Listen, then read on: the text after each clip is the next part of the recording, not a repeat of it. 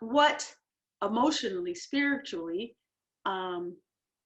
mentally, metaphysically, is weighing us down, and what are we carrying the weight of, and what is keeping us from being able to successfully peel off what is weighing us down so that we can be lighter, freer, and soar. So our guest today is Star Waters. Now, Star Waters is a holistic health coach, but before she was a holistic health coach, she was on a lifetime journey to be skinny. So I'm going to read you her story. Since the age of 12, being overweight, heavy, set, chunky, and larger than the other girls her age, she was made to feel was her birthmark. So she was overweight since 12. She thought, this is just what it is. Her relatives told her, hey, girl, you're a Jackson, and Jacksons are big bone, and we are big, healthy girls. Then she looked back at pictures, and she found that she had been a bean pole at times. She was all legs, and she had been skinny. So she's like, what happened? By the time she was 30, her weight problem had become bigger than what she could handle, or bigger than what she was comfortable with, and it was a problem for her. She was always on a constant diet, trying different exercises and failing. She wanted to have this desire and hope of being normal, and she wanted to run away from her own reality, which she thought was a big reality. Finally, she had this big wake up call when she was on a plane trying to strap in and couldn't do it. And so that is when she finally decided, this has got to go. This is over. And her fat girl crashed and died. Her inner fat girl. So she decided to make the time to finally become what she says selfish, and Star found the time and mustered the energy to put herself first. She was determined to find the solution to ending getting fatter and fatter. Her first step was joining OA, Overeaters Anonymous. And she was off and running to her new self-help journey. And here she is right now. Her new motto is, nothing tastes as good as thin feels. You may ask, okay, so Star went on this journey and now whatever happened with that journey? Well, what happened with the journey is Star was able to take off 150 pounds. Yeah. 150 pounds, and she has kept it off. So I want you to welcome Star Waters. Hello. Glad to be here. Thank you for this opportunity to tell my story. I'm sure that there'll be maybe a few people out there that might be able to relate to my struggles. And trust and believe, it is the struggles are not behind me. They stay with you every day, every meal, every bite, every snack, every eating event. The struggles are always there. And the reason why is because we as humans, we crave, pun intended, we crave to be like everyone else. So when you're in a gathering, in a room full of people, and everybody is, drinking and eating the same thing, you're relating to them on a one-to-one basis. And if one of the people is not eating the same way and drinking the same way that others do, there's a major disconnect. They may not say anything, but you're not relatable. You cannot relate to them, and they can't relate to you. Whatever you might be saying, in the back of their minds, they're thinking, oh, our food is not good enough? Oh, who does she think she is? she brought her own food. How rude. So you can't even stay in your zone to do what's best for you without having to deal with other people's reactions and opinions and all of that kind of stuff. You know, I find that that is a very interesting thing that you say, because do you think that that same feeling of not being like everyone else, not fitting in, um, is something that, how do I say this? I'm trying to think of the right words. It's something that is very familiar from when you were overweight and also not like everyone else and not fitting in and feeling like the odd person out? Or did you feel your size made you, did you feel that way when you were bigger? I believe when I was bigger, I felt that way in a more disempowering way.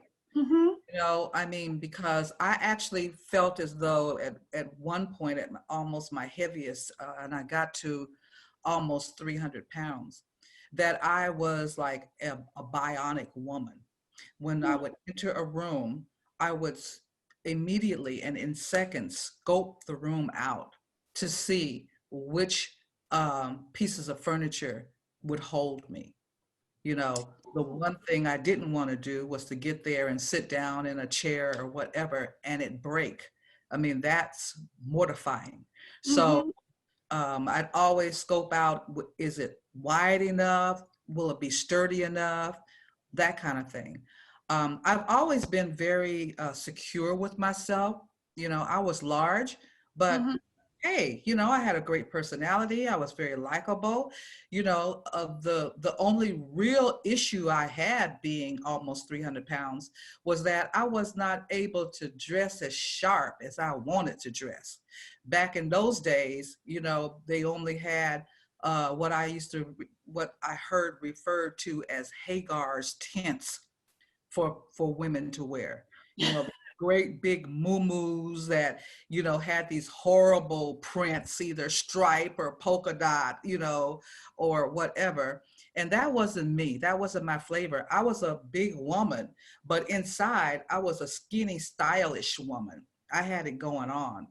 And so I didn't have a lot of clothes. And so many times I would wear the same things all the time. And in the back of my mind, I'm thinking, they're probably saying, gosh, she got that same dress on again, you know? So it was that kind of insecurity. But as far as the eating, oh, I fit in with everybody. I could eat what everybody ate, you know? And that was the part that made me feel guilty when the event was over, when I was going home. You know, it made me feel guilty because I didn't have self-control. You know, I mean, food actually spoke to me and called my name out.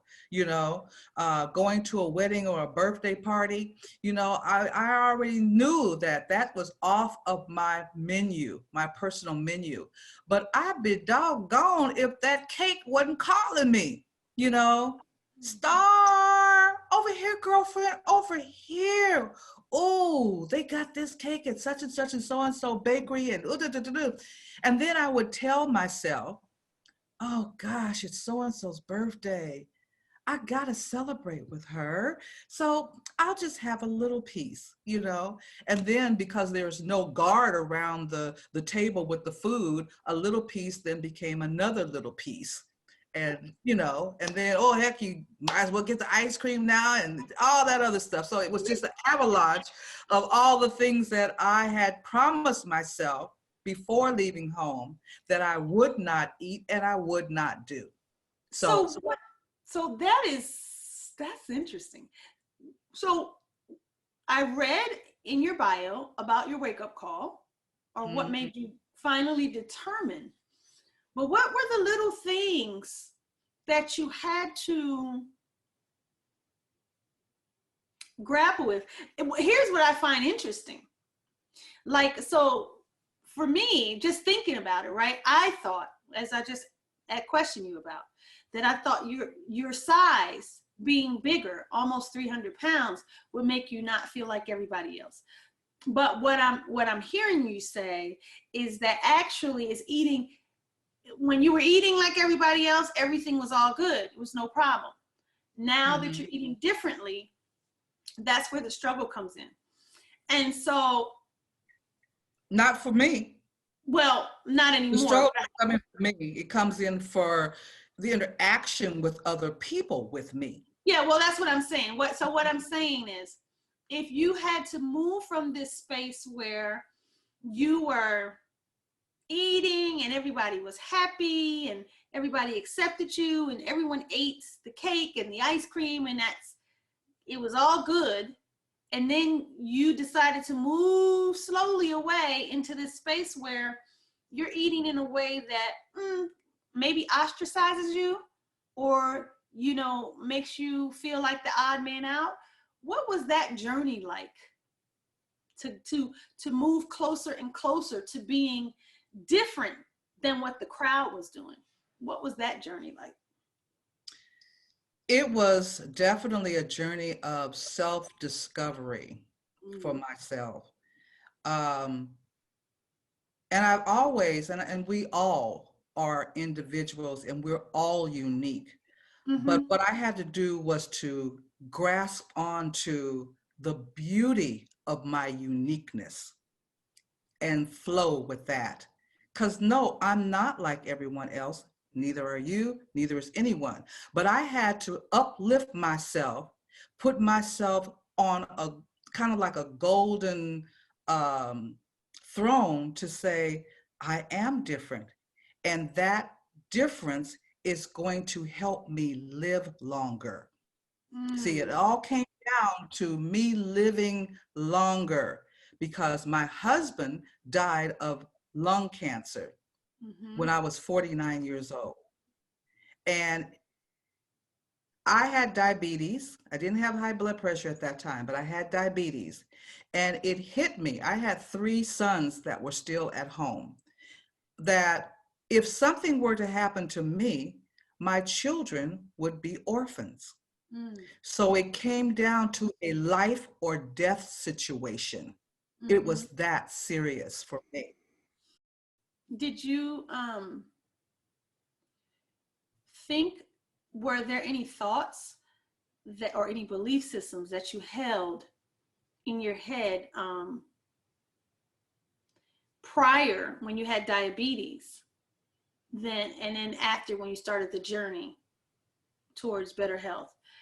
Do you have any moments that you can identify where you switch? Like maybe when I don't know, I'm just in the back of your mind, maybe you're playing the tapes. I'm going to die first because I have diabetes. I probably, will leave him and the kids, or eventually I'm just going to die at some point. Like death is somewhere in the back of your mind looming. Am I right or wrong about that? Or do you not think about Actually, it wasn't necessarily death. I went through probably about a 2-year period of denial. Wow. Which is what a lot of people, once they get this diagnosis that they're diabetic, they actually go into denial. They call it the river of denial, where it's like, okay, I got this disease. I don't want this disease. Woe is me. How did this happen? But they can't get themselves mentally to say, I've got to get my eating under control. I've got to do better. Okay. All right. So then I get it. So my thoughts is that somewhere in the back of my mind, I'd be thinking, all right, this is a slow death sentence. Eventually I saw, if you've seen people with it, I saw grandma with it, I saw this one with it, and eventually they died of that. So in my mind, I would think, way back there, this is a slow death sentence.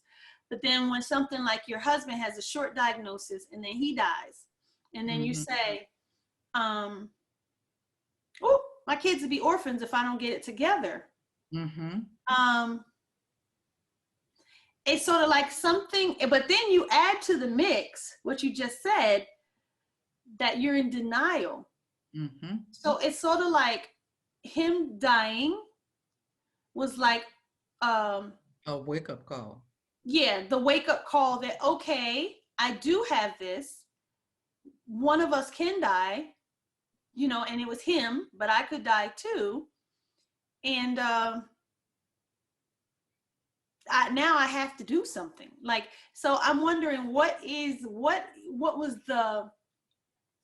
you have to stop thinking or correct thinking or change thinking or rethink in order to, because lots of people have wake up calls, but they don't always come to the same conclusion. So when you had your wake up call that, darn it, my kids could be orphans if I don't get myself together. Right. What did you have to do to then take positive action? Because a lot of people get that same wake up call and they just say, my kids are going to be orphans. And they just play that tape over and over again. My kids are going to be orphans. My kids are going to be orphans. Instead of the next step of, I got to do something. And how do I do this? Mm-hmm. And I have to, what do you have to wipe out psychologically, mentally, in order to then go and say, now I got to do something? Yeah, the next indicated thing is what came to me. And the next indicated thing was to learn more about diabetes, learn more about the foods that, trigger or make the blood sugar elevate, learn more about exercise, to modify the foods that I eat, modify them so that for instance, instead of doing fried chicken and fried fish, I started doing oven fried chicken and oven fried fish. I had to revamp all of my past thinking on how to feed my body. I had to start thinking differently about portion sizes. I had to think differently about what foods that I ate all the time that was part of my old menus, how I had to revamp them or delete them, and then what do I put in their place? So I really became quite the student, the diabetic student. I was trying everything, and there for a while, I was able to come off of my medication and control my blood sugar with just my food alone. I did that for about 5 years. So your thought processes, once you just got your wake up call, your next thought is, I have to get out of denial and I have to embrace education. And that's what you did. So you embrace education. Yes, I did. And I think, whew, that's a biggie, right? Yeah. There's a step between wake up call and education. And I think it's something like surrender. Surrender is the biggest step of all.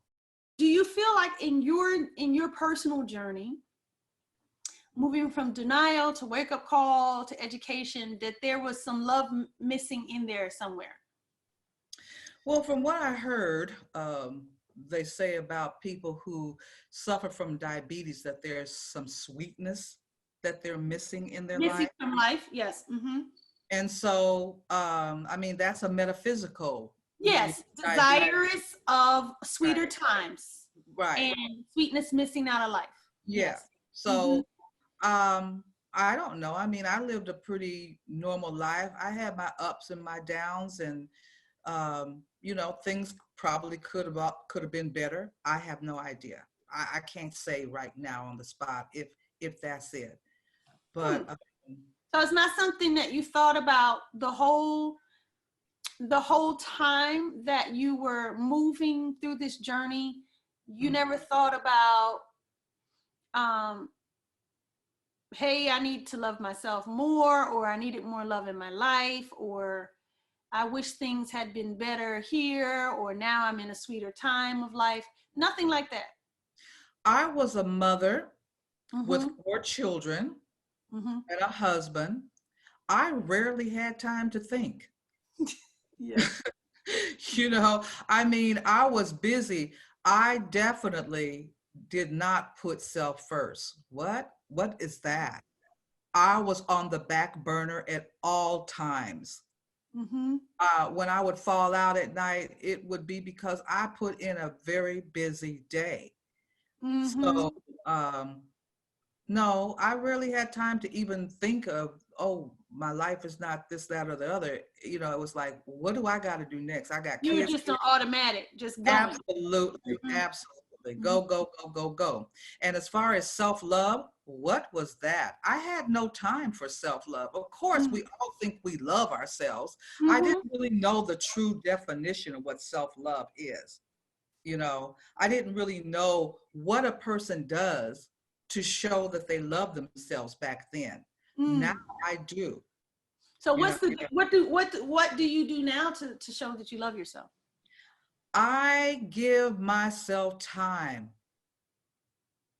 I give myself the opportunity to go within. Mm. I am an avid um, meditator. I am an avid manifester. I exercise. I take care of myself. I mean, hey, I I just take care of my body now. I never had time for that before because when I came up, I was raised not to be selfish. And I think that really is kind of the journey of all females. Mm-hmm. They're taught not to be selfish, but really the definition for selfish is self first. Mm. Once I learned that, and once I learned that amazing sentence, no, Mm. I was able to learn how to love myself more because I had more time. Mm-hmm. So I've always been multi-talented. Um, People pulling on me to do this, that, and the other, come here, do this, show up, whatever. I didn't know how to say no.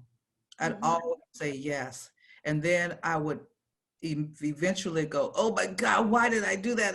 But I got all the balls up in the air. I'm gonna make it happen. Mm-hmm. So once I learned that one sentence, no, I allowed more time for myself to just be. So you Because think one of the major things that was weighing you down was taking on too much of what people asked of you. yes, Mm-hmm. And definitely. now you make space for yourself. I do. Lots. Mm-hmm. And it feels really wonderful. What suggestion would you give that star back then, or a woman like that star back then, and to for her to lighten her load? Okay. I'd ask the question, is this what you want to do? Because we do things out of obligation. We Mm. do things because a calendar tells us it's time to gear up. It's take a deep breath and ask yourself, is it necessary for me to participate on this fast track just because the calendar says a particular date? Yes, I agree. A lot of times that's what happens, is that the obligation list becomes the important list, and the what I want to do list gets tossed aside. Yeah. And I think that because a lot of times we even want to do some of our obligations. We do. Mm-hmm. But Yeah. when we get caught up in this idea that what someone else will think and what someone else desires and what a good mother should be and what people expect of me Yeah. and what the church play expects of me, I'm supposed to bring cookies for that, and they expect them to be homemade when you can go to Kroger and get a box of cookies, bring it. You know what I mean? Like they expect me to blah blah, what all these different expectations that come up. And some of these things bring us joy. We want to be a part of the church play. We want to be a part of the potluck. We want to, you know, enjoy those times. But when we start factoring in the expectations of what other people want, or what this imaginary external gaze, and because sometimes we just make that gaze, it's not even really there. Like a lot of times people don't care whether the cookie is store-bought or baked. They don't care if you always baked cookies and then this year you brought it from the store. They don't care as much as we build these things up in our minds of what, yeah, they gave me this wonderful reaction that year that I made those fancy cookies, and so I am now the cookie lady, and they expect me to be the cookie lady, and I don't care if I haven't had enough sleep, I need to be the cookie lady. And you know, sometimes we just don't factor in things like I have a new baby this year, or I don't have the same job I had this year, or I have more expectations at my job this year. We just blow up in our minds, I'm the cookie lady, I'm expected to do that, so regardless, I'm going to do that. And so I think the question that you asked is perfect. Is this something that you want to do? And once you really kind of lay it out, what are my obligations? What do I want to do? How do they come together? And how can I balance them out? Mm-hmm. So I think the question that you pose to women in that kind of struggle, of raising kids and running here and running that is a good one. Is this something that you want to do? So like, I think it would even be great to make a list. And this is for our audience, this is something where you should key in to what I'm saying. Make a list of what you're obligated to do and what you want to do. And see if you can come with some kind of reconciliation between the two. Like, it doesn't mean that you have to absolutely throw out everything you're obligated to do. And I think that takes a little weight off of us.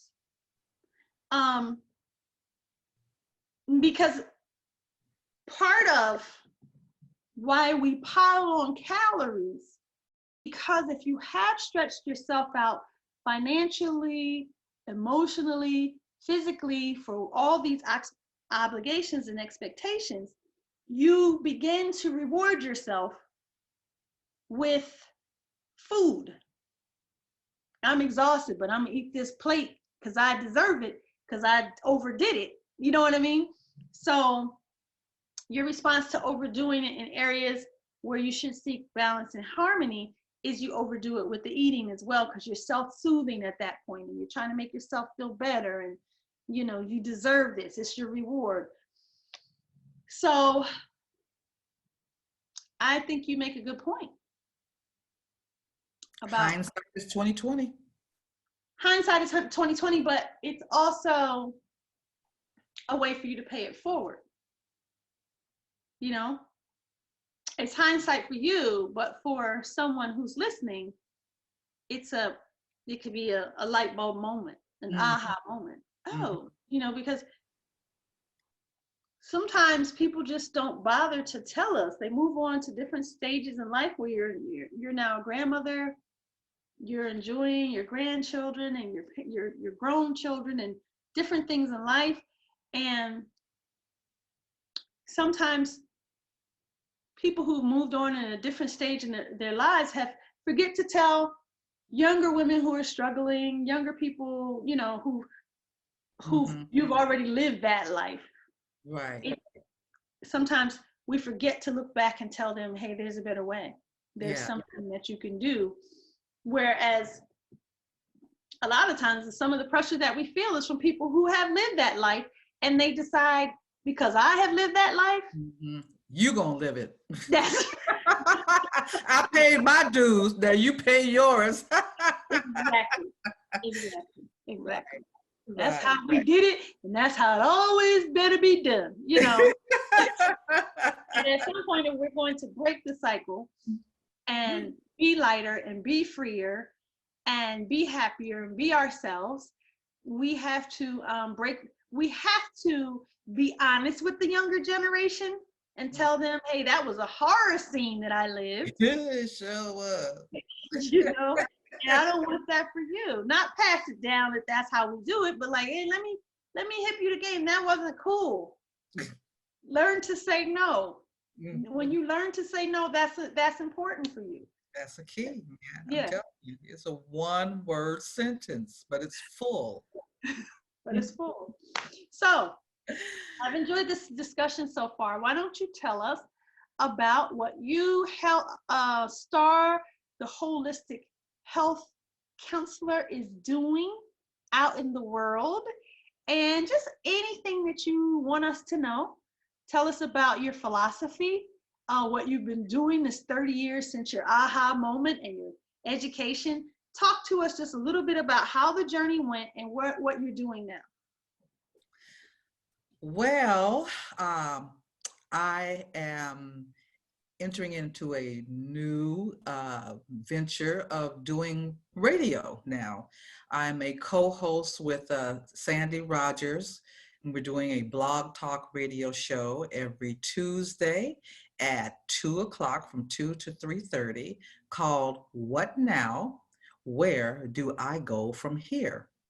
And on this show, we, because of course, as you mentioned earlier, we are living in the information age, but many times it's also information overload, where you get so much information about what to eat, what not to eat, what foods are good for you, what foods to avoid, what foods you should be eating, what's the new food that they said that you couldn't eat before that now you can't eat, all that kind of stuff. And people are going, pretend like I got hair, and pull their hair out and say, oh, okay, what now? I'm getting all this information, so how do I apply it? And what's the next step that I take to help me to get healthier, to help my family to be healthier? I don't know where to go. I don't know how to cook. I don't know what foods to buy. I don't know how to prepare them. And so that's what this show is all about. And each week we talk about things that you could do to take you to the next step in the process of doing something different to improve your life. I love it. I think it's so great that you address that. It's so true. I tell people all the time, because I have since 91 been vegetarian, vegan, raw vegan, pescatarian, and I always tell people, you got to get a philosophy. You got to believe in it and work within that philosophy, because you're right. There's so many different new wonderful superfoods, and this way and that way, cut this out and add that, and it's so many things. So you kind of just gotta, instead of chasing every fad like a fashion fad, because that's what food has become, almost like a fashion fad. Instead of chasing every fad, you have to kind of find the style that you like, see what works for your body, and roll with that.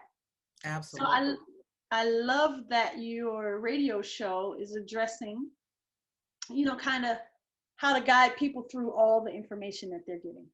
Right, right. And so what else are you doing?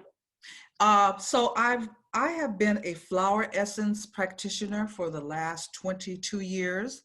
And it's mostly been for myself. So now I have had like about maybe 15 clients doing flower essences. And for those of you that want to know what in the heck flower essences are, flower essences is a healing modality that comes from plants. And maybe some of you are old enough to remember back in the day when the sun tea was the rage. So well, let me explain sun teas for those that are not old enough to understand. But what they used to do, they would get like a big glass container, put water in it, and put bags of tea in, and then set the jug or the container out in the sun, and the heat of the sun would heat up the jar, and the tea, the essences from the tea would then make tea from the bags. So that's how flower essences are done, where they pick flowers and put them in spring water, put them out in the sun, and through the heating process, the essences uh, from the flowers then go into the water. And that water is used to heal people's bodies on electrical and energetic level. So when people are off balance emotionally, many of us go to counselors, psychologists, and psychiatrists, and some people are on the couch for decades, and the problem has not been solved. Because when we have trauma and shock to our body, that stays in our body and it blocks the electrical flow. And it ends up manifesting in other things like rage, anger, jealousy, inability to stop eating, um, unforgiveness, being a hoe. I mean, whatever. I mean, I'm being a little funny at that, but being promiscuous or whatever, you know. And the flower essences come and take away the blockages. And it's like you're able to do like a big exhale, like, whew, I'm feeling better now. And it's a subtle thing, but you don't have to go back to the couch no more. You are restored. And and so that's what I am doing now, and it's been very, very rewarding to me. I have had clients that have had flower essences to help to overcome child molestation, uh, things of that nature. It's very deep, but it's very, very satisfying and wonderful. Yes, I completely believe in herbal medicine to heal and to address um, not just physical ailments, but like you say, emotional things and blockages and spiritual things. Yes, I know that there are some herbs like Tulsi and all kinds of things that are in my cabinet right now. I'm looking at my cabinet that I keep in my cabinet for just kind of these kinds of things, St. John's wort and all kinds of wonderful herbs. When you say flower essence, I don't know. I'm calling it herbs, but it seems like you're using specific flowers. Yes? Yeah, there are specific flowers for specific ailments and blockages Yeah. and things of that nature. Okay. I mean, it's the same as, essential oils. It's the same as tinctures. It's Yes. just a different form of extracting the Yes. healing properties from a plant, you Ah, know. so with So the flower essence, the major thing is using it like a sun tea. Is the extraction it's in process? that form. So Yes. Hmm. it's the Yeah. extraction process that makes it different from the different other ways that we use herbs. Is that it? Yes, absolutely. So Okay. like tinctures, you have the flower the plants in, I think it's like oil and alcohol, and you let it sit for so long, Yes. and it's really potent, Mm-hmm. where it's essential oils, they extract the oils out of the Right. herbs. Yes. This is in Yes. the water that's extracted from the plant, but Okay. you're I still love it. using the plant. You Yes. know, so we eat plants. Yes. Plants are healing sources for our bodies, because Yes. as humans, we are most like plants. We have the And same kind of structure that plants, if you look at a leaf, the leaf has all these little veins and everything that carry the blood of the leaf, which is the chlorophyll. uh, It's green. We have blood that's red that goes in all of our arteries and veins, same structure. So that's why we so are adapted to have the plants to heal us from a cellular standpoint. Yes. It's amazing. It's I love it. amazing. I love it. So, having heard you say this about plants and how you obviously have studied them and you love them, and that seems to be your philosophy for freeing yourself into being weighing less and carrying less of what weighs you down. So, am I to understand that your philosophy is that you are plant-based in your eating, or 100%. 100% plant-based? 100%. And how long have you been plant-based? Gosh, off and on. Since 73, off and on. And then a long period of time when I was a vegetarian that they now call pescatarian, where I ate fish. And then, so just like you, I have kind of gone from one thing to another. I have from 2011, actually 11 became what they called vegan, that now people are just calling plant-based. And that is when I went on a supposedly 10-day juice fast that ended up being 67 days. And during that time was when I reversed diabetes and my blood pressure became normal through that process. So it's funny how you said now they call it plant-based. I remember back when I started this journey in 91, they used to call what we call vegan now strict vegetarian. And then the word vegan came out, but at the same time they were calling it vegan as well, which I still call it vegan at times. I'm trying to convert to vegan because it used to be strict vegetarian, lacto-ovo vegetarian. Oh, it's taking so many different forms. And my husband and I always laugh because we used to have to go to the health food store, get a big case of little rectangle cartons of milk until that was gone, and then get a big case again. And now you go to the store, it's a full wall of plant-based milk, so much to choose from: oat milk and pea milk and almond and cashew and everything. And so the world has just really changed in terms of assisting people with consuming plants in different ways, and not just like a vegetable on your plate, but like as milk, as cheese, as all these different things. So that leads me to believe that the philosophy that I adopted back in 91 of eating more vegetables and more plants in my diet and plant was correct. Yeah, you're ahead of the game.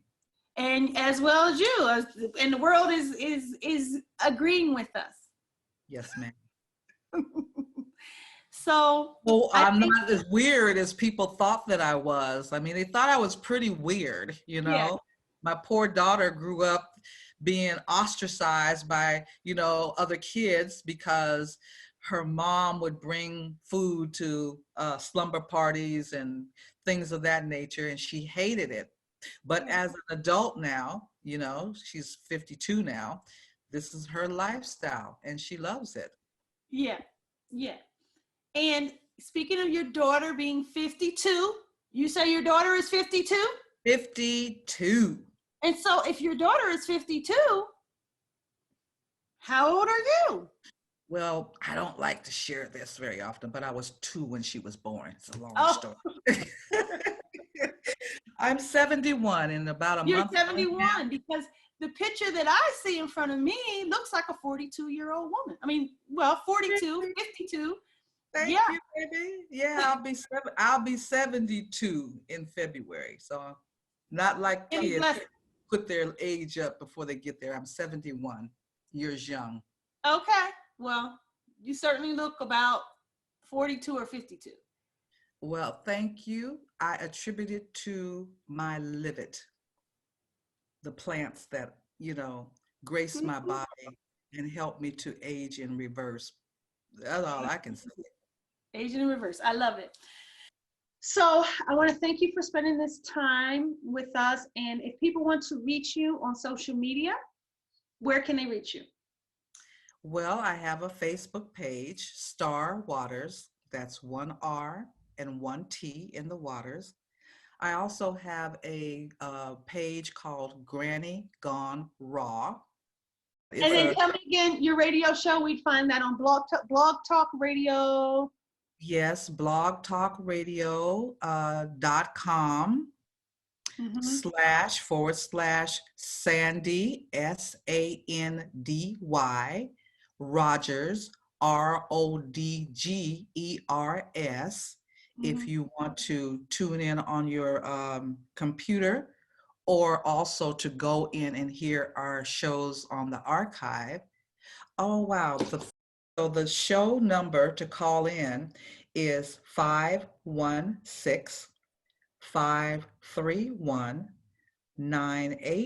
516-531-9819. Thank you. Have intention on being a healthier, slimmer person, because with intention, you create the picture. And from the picture, then you're able to walk into the picture frame. That's what I did to lose my weight. Thank you. I appreciate you. And I you.